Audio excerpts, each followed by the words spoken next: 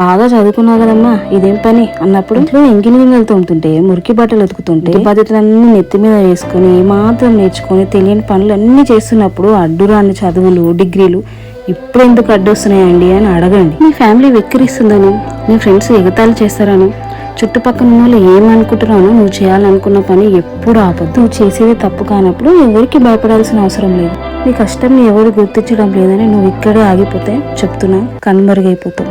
చివరికి నీకు నువ్వే కనబడవు. సో ఫస్ట్ నిన్ను, నీ కష్టంని, నీలో ఉన్న శక్తిని, ప్రతిభని నువ్వు గుర్తించు. ప్రపంచం ఆటోమేటిక్గా ఆలస్యమైన తప్పకుండా గుర్తిస్తుంది. కూటి కోసమే కోటి విద్యలు అన్నారు.